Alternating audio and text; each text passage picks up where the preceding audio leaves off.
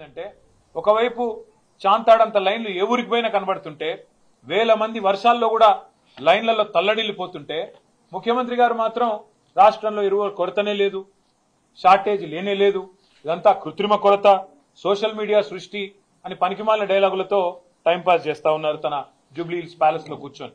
క్షేత్రంలోకి వస్తే తెలుస్తుంది, ఊర్లు తిరిగితే సొసైటీల కాడికి పోతే రైతులను కలిస్తే దమ్ముంటే ఒక్కొక్క ముఖ్యమంత్రి గాని ఒక మంత్రి గారు గాని రైతుల కాడికి పోతే వాళ్ళ పరిస్థితి ఏందో వాళ్ళ బాధ ఏందో తెలుస్తుంది.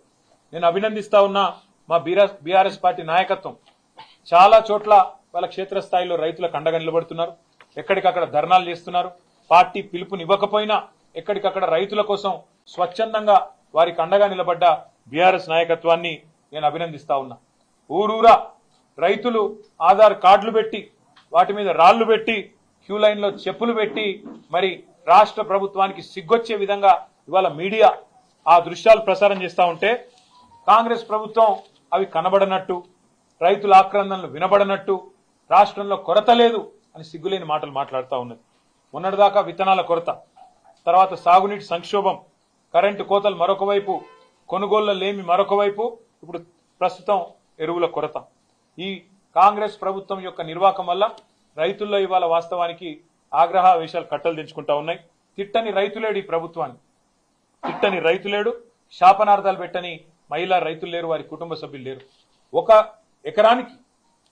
ఎకరానికి ఒక ఆధార్ కార్డు మీద ఒకటే బస్తా అని చెప్తుంటే ఇవాళ అవస్థలు పడుతున్న రైతులు, రైతు కుటుంబ సభ్యులు. మొన్న నల్లవెల్లి అనే ఊరు, మన పరకాల దగ్గర నల్లవెల్లి అనే ఊరు, ఆ గ్రామంలో మా మాజీ ఎమ్మెల్యే ధర్మారెడ్డి గారు చెప్పారు మాకు, ఒక రైతు తన భార్య పేరు మీద తన కొడుకు పేరు మీద ఉండే ఆధార్ కార్డులు కూడా తీసుకొని 3 బస్తాలు తీసుకున్నాడు. తీసుకుంటే నాన్ బెయిలబుల్ కేసు పెట్టి వాళ్ళ కుటుంబ సభ్యులే, వాళ్ళేం దొంగలు కాదు, వేరే వాళ్ళకి తీసుకురాలే, వేరే దొంగతనం చేయలేదు, నాన్ బెయిలబుల్ కేసులు పెట్టి ఇవాళ జైల్లో ఆ రైతును పంపిన దుర్మార్గమైన ప్రభుత్వం ఇవాళ రేవంత్ రెడ్డి గారి ప్రభుత్వం. ఇంత జరుగుతున్నా రేవంత్ రెడ్డి గారు మాత్రం పత్తా లేరు, కనీసం ఈ అంశం మీద మాట్లాడతలేరు. ఎక్కడ పోయిండో ఏం చేస్తున్నాడో రేవంత్ రెడ్డి గారు ఆయన ప్రభుత్వం చెప్పాలని చెప్పి నేను కోరుతా ఉన్నా. 24 గంటలు బురద రాజకీయాలు, బురద జల్లడం తప్ప రైతులకు పనికొచ్చే ఒక్క పని కూడా ఈ ప్రభుత్వం చేస్తలేదు అనేది వాస్తవం.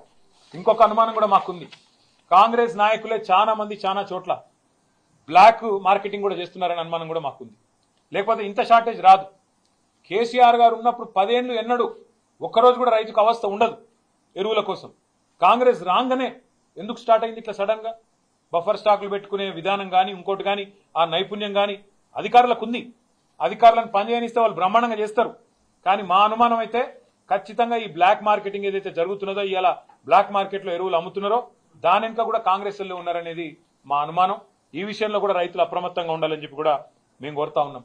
ప్రైవేట్ కంపెనీల నుంచి మరి వాటికి లబ్ధి చేకూర్చి వాటి నుంచి భారీగా ముడుపులు దొబ్బాలన్న ఆలోచన ఏమైనా ప్రభుత్వానికి ఉందా?